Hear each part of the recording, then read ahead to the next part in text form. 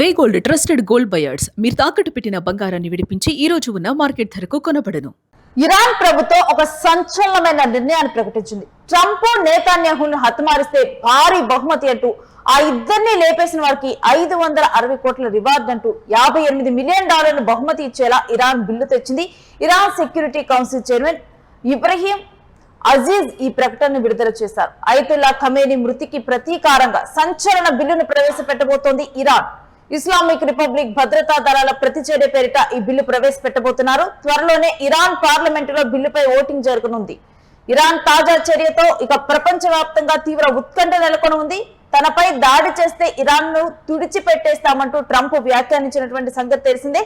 ఇక ట్రంప్ ని నేతాన్యాహుని వీళ్ళిద్దరిని చంపితే కనుక ఈ బిల్లు ప్రవేశపెట్టబోతున్నారు. ఈ బిల్లు మీద ఓటింగ్ జరగబోతోంది. ఇక అయతుల్లా ఖమేనీ మృతికి ప్రతీకారంగానే ఈ bill Iran council chairman security council chairman Ibrahim Aziz ప్రకటించబోతున్నట్లుగా తెలుస్తోంది. దీనికి సంబంధించినటువంటి డీటెయిల్స్ మా ప్రతినిధి వెంకట్ ని తెలుసుకుందాం. ఎస్ వెంకట్, ప్రపంచంలో ఏ దేశం కూడా ఇలాంటి ఒక బిల్లును ప్రవేశపెట్టలేదేమో. బహుశా ఒక వ్యక్తిని అంటే వేరే దేశ అధ్యక్షుల్ని చంపితే వాళ్ళకి నగదు బహుమతి అన్న బిల్లుని అంటే ఎప్పుడైతే ఫిబ్రవరి 28 నుంచి అక్కడ పరిణామాలు ఏదైతే పశ్చిమాసియాలో పరిణామాలు ఆందోళన కలిగిస్తున్నాయో ఆ తర్వాత నుంచి కూడా కొంత అంటే ఏం జరగబోతుంది, ఏంటి, ఇరాన్ ఎటువంటి అడుగులు వేయబోతుంది, అమెరికా ఎటువంటి అడుగులు వేయబోతుంది అనేటువంటి ఆందోళన అయితే ప్రపంచవ్యాప్తంగా కనబడుతుంది. ఈ ఫిబ్రవరి 28 జరిపినటువంటి దాడుల్లో అమెరికా ఇజ్రాయెల్ జరిపినటువంటి ఆపరేషన్ ఎపిక్ ఫ్యూరీకి సంబంధించినటువంటి దాడుల్లో Iran supreme leader Ayatollah Ali ఖమేనీని హతమార్చిన సంగతి మనకు తెలిసిందే. అయితే ఆ తర్వాత నుంచి కూడా బెంజమిన్ నెతన్యాహుని అదేవిధంగా డొనాల్డ్ ట్రంప్ ని ఇరాన్ టార్గెట్ చేస్తామనేటువంటి వార్తలు ఈ మధ్య కాలంలో మనం ఎక్కువగా చూస్తున్నాం. ఇటీవల జరిగినటువంటి పలు సంఘటనలు కానీ అదేవిధంగా కొన్ని కీలక అంశాల్లో చోటు చేసుకున్నటువంటి పరిణామాలు కానీ ఇవన్నీ కూడా కొంత కంగారు పెట్టినటువంటి పరిస్థితి. ఇక ఈ నేపథ్యంలోనే తాజాగా దీనికి సంబంధించి అంటే ఇరాన్ ఒక ప్రకటన చేసింది.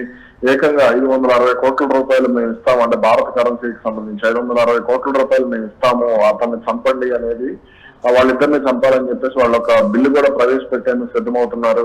అలాగే గతంలో కూడా అమెరికా పైలట్ వెళ్లి వాళ్ళకి అంటే ఒక విమానం యుద్ధ విమానాన్ని ఇరాన్ పోల్చడం, ఆ తర్వాత అమెరికా పైలట్ ఇరాన్ భూభాగంలో పడటం, ఇవన్నీ జరిగినటువంటి పరిస్థితి ఉంది. ఆ తర్వాత ఇదే తరహాలో అంటే 100 కోట్లకు పైగా ఇప్పుడు ఆఫర్ కూడా ఇచ్చినటువంటి పరిస్థితి ఉంది.